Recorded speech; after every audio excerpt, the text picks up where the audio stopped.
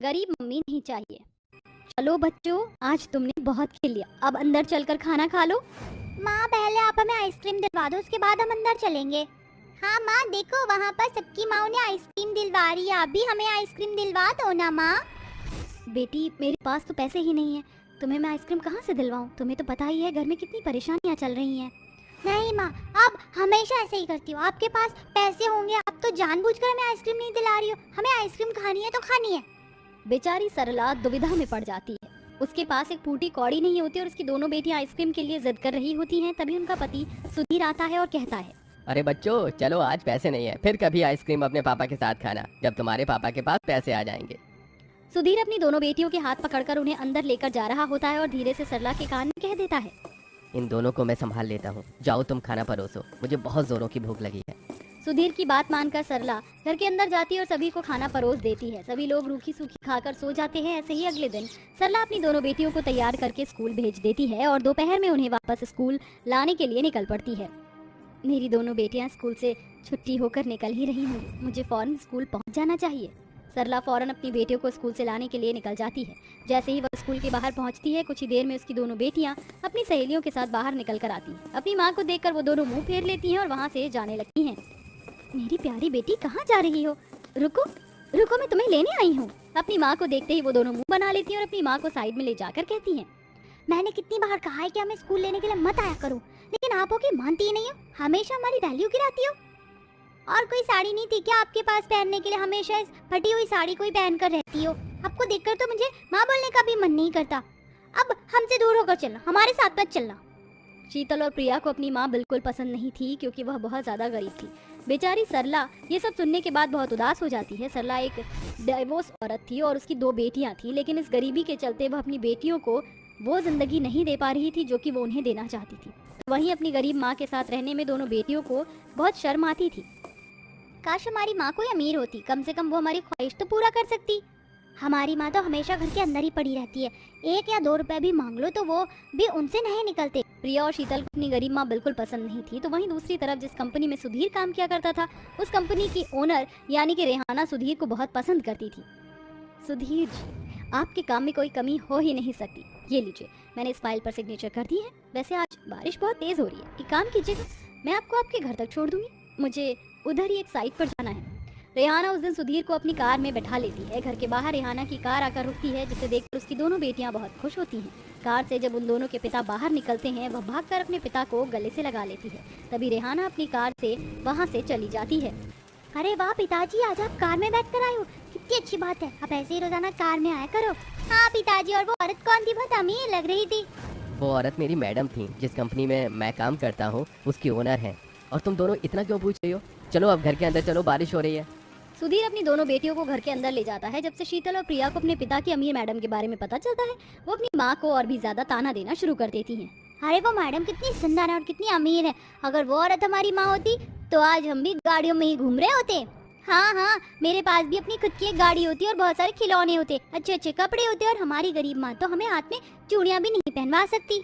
ये सुनकर बेचारी सरला को बहुत दुख होता है, जिसके चलते उस रात वो अपने पति सुधीर से कहती है, अजी मैं अपनी बेटियों के लिए कुछ करना चाहती हूँ, मैं भी काम ढूंढ लेती हूँ, मेरे पास 2 पैसे होंगे तो मैं उनकी मदद की चीजें उन्हें दिलवा सकूंगी। नहीं सरला, तुम्हें कहीं भी काम करने की जरूरत नहीं है, तुम्हारी बेटियों को अभी समझ नहीं है, उनकी बातों का बुरा मत मानो।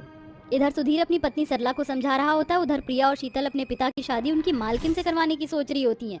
मुझे तो अमीर माँ चाहिए, मुझे गरीब माँ नहीं चाहिए। एक बार पिताजी की शादी उनकी अमीर मैडम से हो जाए तो फिर हमें अमीर माँ मिल जाएगी।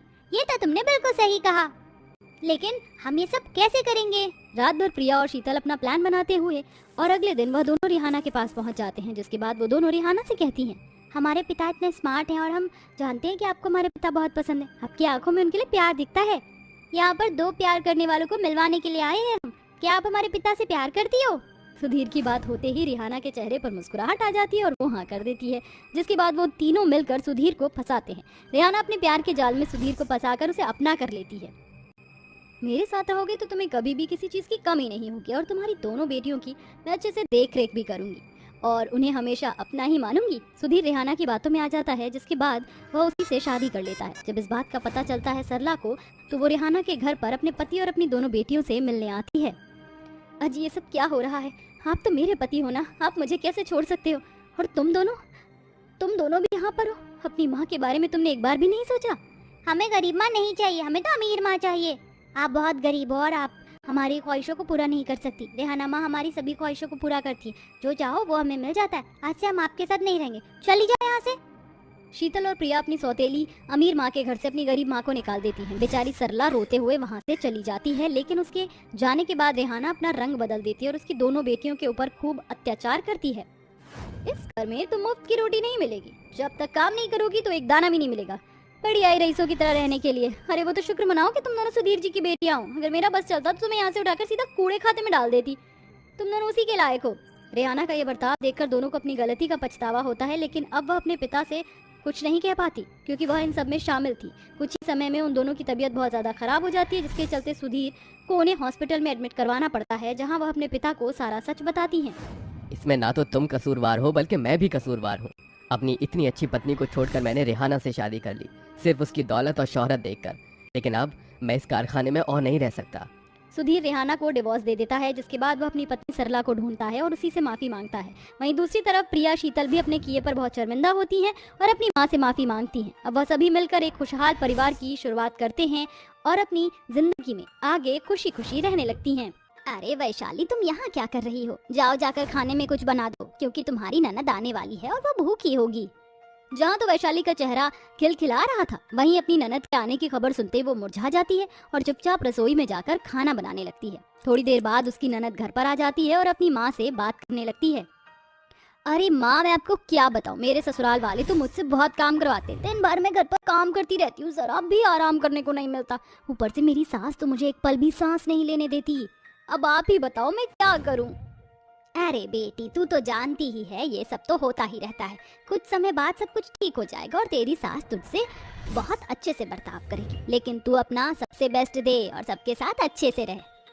वही तो करती हूँ, लेकिन अब ये बताओ भाभी कहाँ है? मैं इतनी देर से आई हुई हूँ, उन्हें मेरे लिए चाय नहीं बनानी चाहिए थी? ऊपर से एक गिलास पानी भी नहीं पिलाया मुझे, बहुत जोरों से प्यास लगी है। तभी वहाँ पर वैशाली एक गिलास पानी लेकर आती है और मेघा को दे देती है।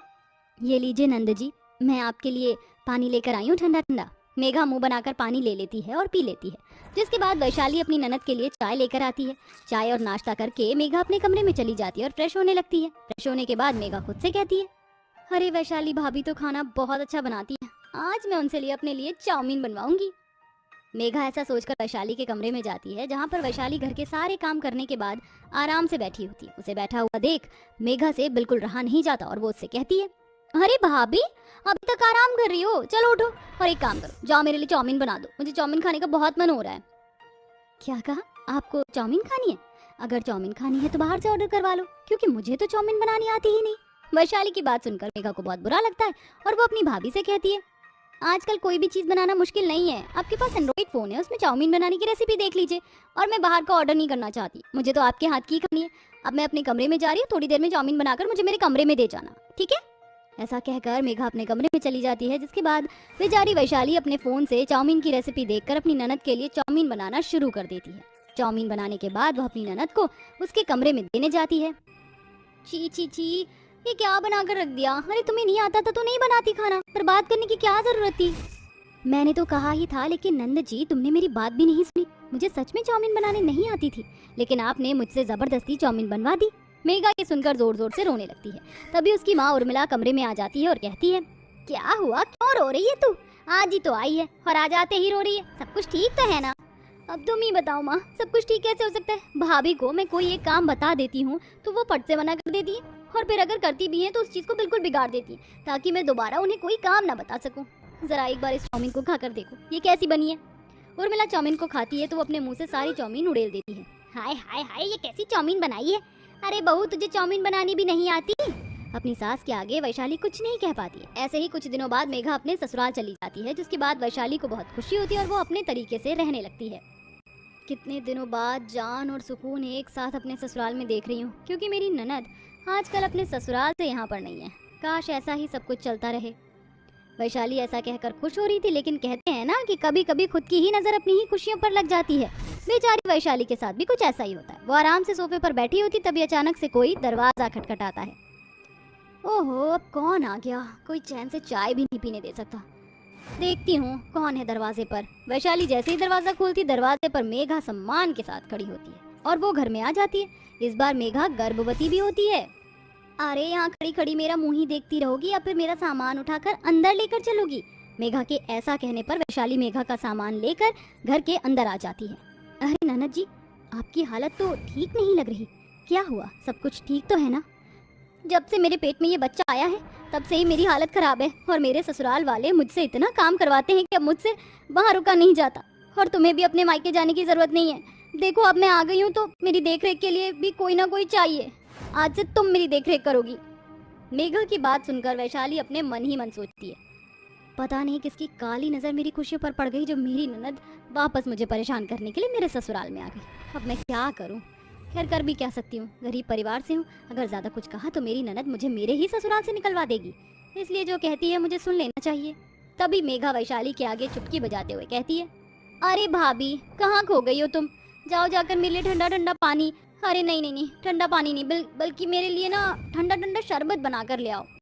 मेघा के कहने पर वैशाली रसोई में जाती है और एक ठंडा शरबत लाकर अपनी ननद को पिला देती है। ऐसे ही अब मेघा रोजाना अपनी भाभी को परेशान करती है और अपने छोटे से लेकर बड़े तक के सारे काम अपनी भाभी से ही करवाती है। इस बार वो वैशाली को बहुत ज्यादा परेशान करती है, लेकिन कुछ दिन बाद वैशाली की तबीयत खराब होती है और वो उल्टियां ही उल्टियां करने लगती है। मुबारक हो आप सभी को, मैं माँ और मेरी सास, आप दादी बनने वाली हो और चिराग जी पिता बनने वाले हैं। जब से वैशाली ये खबर अपने ससुराल में बताती है तब से सब लोग उसकी सेवा पानी में लग जाते हैं। कोई भी मेघा के ऊपर ध्यान ही नहीं देता। वो अपनी माँ से भी कोई काम कहती तो उसकी माँ सबसे पहले अपनी बहू को देखती। ये फर्क देखकर मेघा को बहुत गुस्सा आता है और वो एक दिन रोते हुए अपनी माँ और अपने भाई से कहती है, जब से आप सभी को ये पता चला है कि भाभी भी गर्भवती हैं, तो आप सभी ने अपनी बेटी के ऊपर ध्यान देना छोड़ दिया है। अरे क्या मैं इस घर का हिस्सा नहीं हूँ? मुझे तो आप लोग कुछ समझते ही नहीं हो। और ये फटीचर गरीब खानदान की लड़की, इसकी सेवा कर रहे हो जैसे पता नहीं क्या होने वाला है। मेघा की ये बात सुनकर उर्मिला अपनी बेटी को समझाती है, बेटी देख, शादी के बाद हमारी बेटियां पराई हो जाती हैं। हम उनके दुख मुसीबत में उनका साथ दे सकते हैं, लेकिन ये तू भी बहुत अच्छे से जानती है कि तेरे ससुराल वाले तुझे परेशान नहीं करते, बल्कि जब तुम वहाँ से बोर हो जाती हो तो यहाँ पर अपनी भाभी को परेशान करने के लिए आ जाती हो। लेकिन ये हमारे घर की पहली खुशी है जिसमें हम कोई भी रिस्क नहीं लेना चाहते। तुझे भी कुछ ऐसा ही सोचना चाहिए था। अपनी खुशी को तुझे अपने ससुराल वालों के साथ बांटना चाहिए था, ना कि यहाँ आराम करने के लिए आना चाहिए था।